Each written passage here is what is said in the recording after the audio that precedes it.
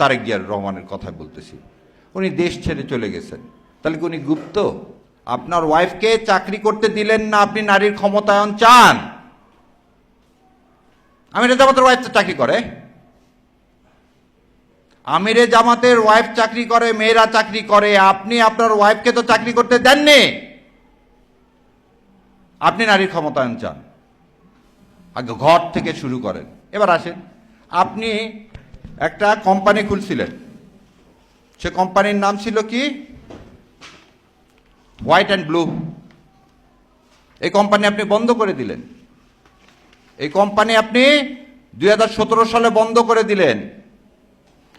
তাহলে আপনি কোনো চাকরি করলেন না, ব্যবসা করলেন না, আপনার ওয়াইফ কোনো চাকরি করলো না, আপনি এতদিন ধরে চললেন কিভাবে? কোথায় থেকে টাকা আসলো?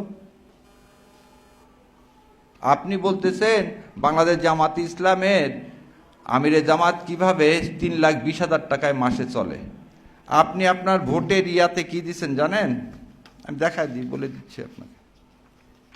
আপনি যাকে নেতা নির্বাচন করতেছেন সে বলছে তার মাসিক ইনকাম হচ্ছে, বাৎসরিক ইনকাম একক দশক শতক হাজার লক্ষ 6,76,353 টাকা। 1 পাউন্ড সমান 170 টাকা। 6 লাখকে যদি আপনি 170 টাকায় ভাগ দেন, কত পাউন্ড আসে? 3,000 পাউন্ড। 3,000 পাউন্ডকে আপনি যদি 12 দিয়ে ভাগ দেন, কত আসে? 400 পাউন্ড। 400 পাউন্ড লাগে খালি একটা রেলের টিকিটের দাম। তা আপনি খাইলেন কি বাতাস থেকে? তাহলে আপনি এমন নেতৃত্বকে নির্বাচন করতেছেন যে হলফনামা করে বলে দিচ্ছে অসত্য তথ্য। আপনি এমন নেতৃত্ব তৈরি করতেছেন যে নেতৃত্ব আর এক দলকে বলতেছে নারীর নেতৃত্বায়ন করে না, আর আপনি নিজে নেতৃত্ব বিশ্বাস করেন না। কেন? সমস্যা কি?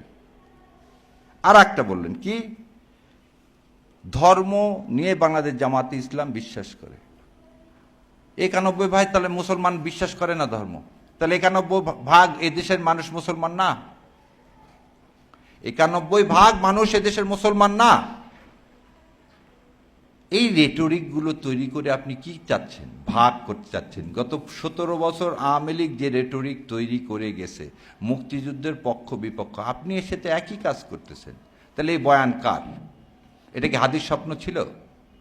এটা কি 24-এ যারা শহীদ হয়েছে, রক্ত দিয়েছে, যাদের বিনিময়ে আজকে আমরা একটা নির্বাচন করতে যাচ্ছি, তাদের স্বপ্ন কি এটা ছিল? তাদের স্বপ্ন তো এটা ছিল না। তাহলে এই স্বপ্নকে সত্য করতে গেলে আপনাকে কি করতে হবে? আরও একটা জিনিস দেখেন, মানে এই কথাগুলো বলি যে ওই ভাই চলে গেলেন, উনি বলে গেলেন না দুইটা কথা। আপনি 45 জন ঋণ খেলাপিকে নমিনেশন দিয়েছেন, তার মধ্যে 7 জন আর হাতে আছে 5,000 কোটি টাকা। 7 জন লোকের আছে কত হাজার কোটি টাকা? 5,000 কোটি টাকা। তারা এই টাকাটা কার? পাবলিকের টাকা। আজকে 3 জনার বলছে নির্বাচিত হলেও তাদের নমিনেশন ফলাফল কি করে স্থগিত রাখা হবে যতক্ষণ মামলা শেষ না হবে। কি কারণে জানেন? একজন 2200 কোটি টাকা নিয়ে বসে আছে, 1 টাকাও ব্যাংকে দেয়নি। লোকের টাকা যার না দেওয়ার স্বভাব, তাকে আপনি কি ওই সংসদে পাঠাবেন আপনার পবিত্র আমানত হিসাবে?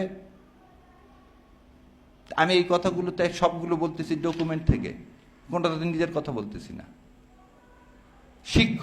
শিক্ষক জাতির মেরুদণ্ড, তাই বলি না যে বাবা মার পরে আদর্শ চরিত্রবান কে হবে? শিক্ষক।